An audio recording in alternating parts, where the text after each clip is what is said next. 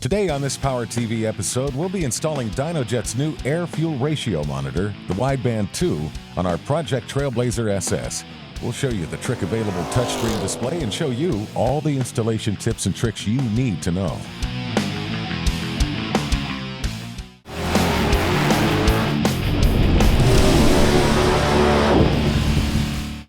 Hi, I'm Bobby Kimbrough. Welcome back to the Power TV Garage. Today we've got a really cool install of Dynojet's Wideband 2 air fuel monitor.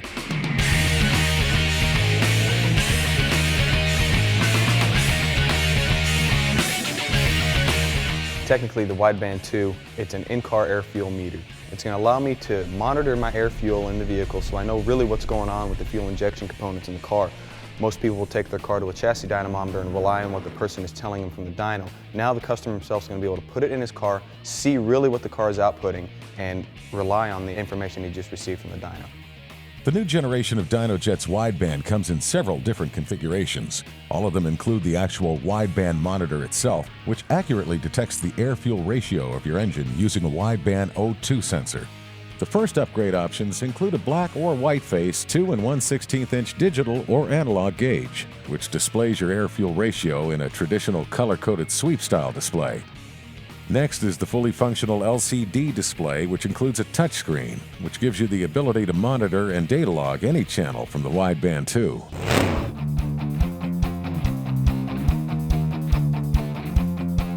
The Wideband 2 has 5 basic wires for installation. Your red, which is power, black, which is ground, black with white tracer, which is digital ground. This will be used whenever we install our analog input, which is now our gray wire. This will take in any 0 to 5 volt input. Then we have our white with blue tracer, which is for RPM. And we're going to fish our O2 sensor cable wires through the cab of the truck so we can install them onto our Wideband 2.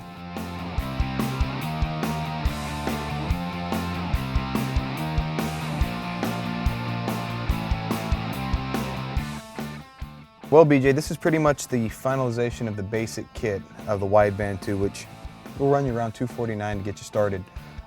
From there, you can start upgrading to digital gauges to LCD displays. The Wideband 2 also features a built-in circuit that allows you to test the sensor accuracy and condition at any altitude. Simply hold the button on the Wideband 2, and a sequence of flashing lights will indicate the condition of the sensor. And this test can also be initiated via the optional LCD display. The installation of the digital gauge is an easy and quick plug into the monitor, and you're ready to go. The gauge displays the AF ratio in numerical form and also displays the air-fuel range your vehicle is running in, from rich to optimal to lean. Well, BJ, we're pretty much all done with the installation. We've put the Wideband 2 back under the kick panel over here. It's in a secure spot. Since it's so small, we don't have to worry about it getting in the way of anything.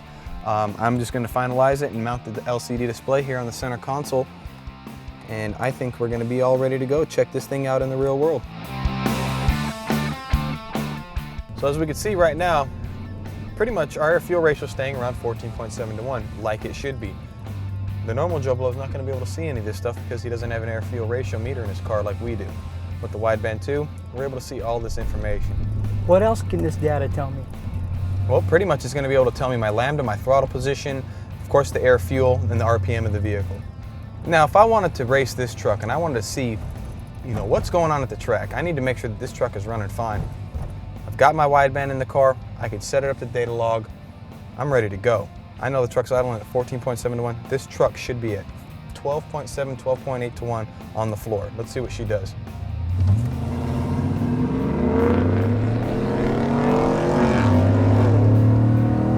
Looks like she's pretty damn close. We know this because the Wideband 2 tells us so. No ifs, ands, or buts about it. I'd like a little better explanation on the lambda, though. What can you tell me about the lambda? Basically, the vehicle only knows one value. 1. Lambda. That's it. The air fuel comes from the math behind it.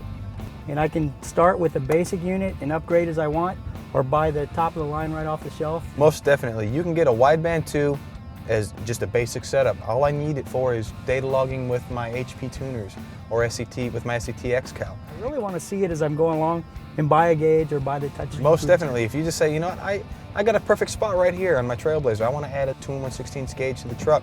I can do that. I have digital gauges in white and black face that have a great output on them to where you can see everything clearly.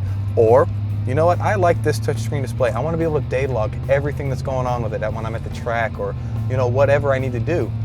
I get the touchscreen display, put it right here in front of me. It's right where the rest of my gauges are at, and I have no questions about it. It is what it is.